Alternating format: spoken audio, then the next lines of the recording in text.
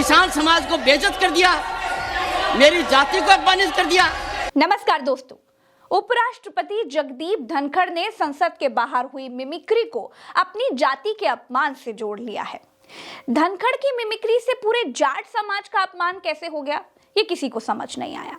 दोस्तों, भारत देश के इतिहास में किसी उपराष्ट्रपति ने अपने पद पर इतने आरोप और इतने आक्षेप कभी नहीं लगने दिए जितने जगदीप धनखड़ ने लगने दिए हैं। भारत देश के इतिहास में कोई भी उपराष्ट्रपति ऐसा नहीं हुआ जो प्रधानमंत्री के आगे इस तरह से नतमस्तक रहा हो। चलिए जगदीप धनखड़ को सुन लीजिए, फिर आगे बढ़ते हैं। पद की गरिमा गिर गई, किसान समाज को बेइज्जत कर दिया, मेरी जाति को अपमानित कर दिया, और आप चुप हैं, आपके अध्यक्ष चुप हैं। दोस्तों, किसी की मिमिक्री करना कोई अपराध नहीं है। मिमिक्री में कोई अपमान सूचक शब्द नहीं थे, लेकिन बड़ी चालाकी से उपराष्ट्रपति ने इसे अपनी जाति से जोड़ लिया है। ये उपराष्ट्रपति जी की मासूमियत नहीं है दोस्तों। दरअसल उपराष्ट्रपति को ये बड़ी अच्छी तरीके से मालूम है कि उनकी सरकार जो है वो संसद की सुरक्षा पर फंसी हुई है। 141 सांसदों के निलंबन से भी बात नहीं बन पा रही है। अब उस मुद्दे को डाइवर्ट करने के लिए जाति कार्ड खेलना जरूरी है, वरना मोदी जी को, शाह जी को संसद में सुरक्षा पर जवाब देना पड़ेगा, वरना पास पर हस्ताक्षर करने वाले बीजेपी सांसद की सदस्यता रद्द करनी पड़ेगी। धनखड़ यहाँ पर खरगे से कहते हैं कि आप मुझे फोन ही कर लेते, मैं फोन उठाता। फोन करने से उनका मतलब ये था कि जैसे मोदी जी ने उनको फोन करके कहा कि वो पिछले 20 सालों से अपमान सहते आ रहे हैं, वैसे ही आप भी कुछ कहते, लेकिन आपकी चुप्पी मुझे चुभती है। आप एक फोन उठाते और मेरे से कहते, अपने बीच में फोन में वार्तालाप दशकों तक होता रहा है। दोस्तों, जगदीप धनखड़ किसान आंदोलन के समय भी तो इसी धरती लोक पर थे, जाट बिरादरी में ही थे, लेकिन क्या फोन उठाकर किसान आंदोलन में मौजूद जाट किसानों के लिए कभी इन्होंने कुछ कहा? कुछ नहीं।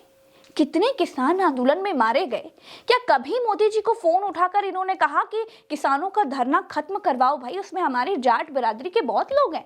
अरे वो तो छोड़ दीजिए, ये किसानों की बात करते हैं, लेकिन जो प्रधानमंत्री इनको फोन करके अपने अपमान का दुखड़ा रो रहे हैं, उनके अपने मंत्री के लड़के ने किसानों को थार के नीचे रौंद कर मार दिया। धनखड़ ने एक बार भी ये नहीं कहा कि मोदी जी तुम्हारे मंत्री के लड़के ने बहुत गलत किया। अरे कैसे किसानों के हितैषी हैं आप धनखड़ जी। आज इनकी मिमिक्री हो गई तो जाति कार्ड खेल रहे हैं, किसान कार्ड खेल रहे हैं, जाट कार्ड खेल रहे हैं। ये कार्ड बीजेपी को फायदा दे सकता है।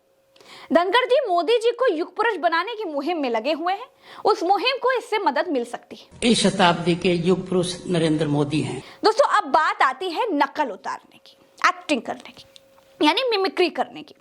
तो मिमिक्री करने से किसी संवैधानिक पद के व्यक्ति का अपमान नहीं होता है, किसी पद की गरिमा को नुकसान नहीं होता है, बशर्ते मिमिक्री में या नकल में या एक्टिंग उतारने में किसी अपमान सूचक शब्द या इशारे का प्रयोग न किया गया हो, तब तक। नरेंद्र मोदी बंगाल जाकर बंगाल की चुनी हुई महिला मुख्यमंत्री को सड़क छाप लहजे में दीदी ओ दीदी कह रहे थे।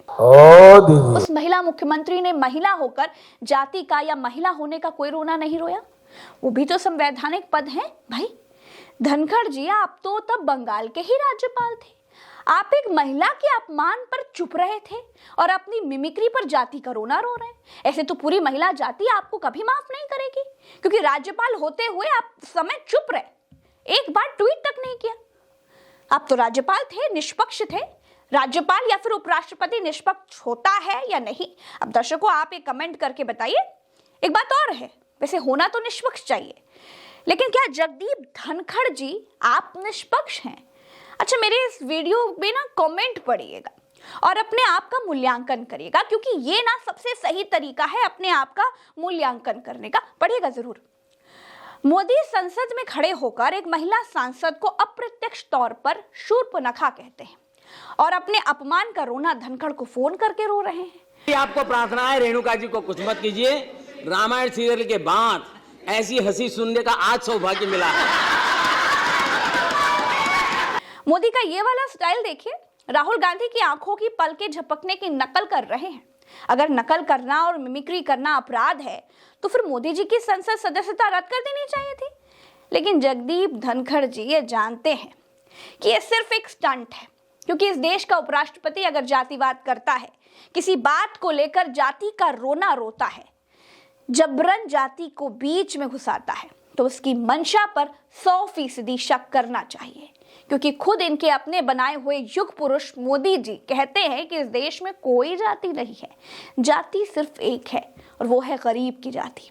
जब जाति केवल एक ही है तो धनखड़ जाट कैसे हुए? दोस्तों, दुख तो इस बात का है कि धनखड़ आज जाट हो गए, लेकिन जाट भाई लोग जब आंदोलन करते हैं तो ये अपने युग पुरुष से पूछे बिना जाट भाइयों के साथ खड़े नहीं होते। धनखड़ आज जाट हो गए हैं, लेकिन किसान आंदोलन में पैर तक नहीं रखा। धनखड़ आज जाट हो गए हैं, लेकिन पहलवान बेटियां जब संसद के पास धरने पर थी, एक भी जाट रेसलर के लिए धनखड़ अपने युग पुरुष से पूछ करके भी जंतर मंतर तक नहीं आ पाए। जो कभी अपने जाट समाज और किसान समाज के लिए खड़ा नहीं हुआ, वो व्यक्ति जब संसद की बात को अपनी जाति तक लेकर जाता है तो फिर उसकी मंशा पर 100% शक करना चाहिए। एक चुने हुए प्रधानमंत्री को उसके काम पर तोला जाता है। वो अच्छे काम भी करता है, वो गलत काम भी करता है। उसे युग पुरुष कहना चाटुकारिता कहलाती है। दोस्तों, किसी उपराष्ट्रपति ने अपने पद की गरिमा को इतना कभी नहीं गिराया कि सिटिंग प्रधानमंत्री को पद के लालच में युग पुरुष कहने लगे। अगर उपराष्ट्रपति सबका सम्मान करते हैं तो फिर अब तक तो वो राहुल गांधी को या फिर सोनिया गांधी को या फिर ममता बनर्जी को या फिर मुलायम सिंह यादव को या फिर योगी आदित्यनाथ को युग पुरुष कब का कह चुके होते। लेकिन वो अच्छी तरह से जानते हैं कि राष्ट्रपति एक ही व्यक्ति बना सकता है और उसे ही युग पुरुष कहना फायदे का सौदा है। समझ गए दोस्तों? अब एक और फायदे का सौदा है कि आप चैनल को सब्सक्राइब कर लीजिए ताकि सच की लड़ाई में आप हमारे साथ खड़े रहें। अभी के लिए इतना ही। वीडियो को लाइक करिएगा, फेसबुक पर देख रहे हैं तो पेज को फॉलो करिएगा और सब्सक्राइब करना तो कतई भूलिएगा नहीं। चलते हैं, नमस्कार, जय हिंद। गिरावट की कोई हद नहीं है, गिरावट की कोई हद नहीं है।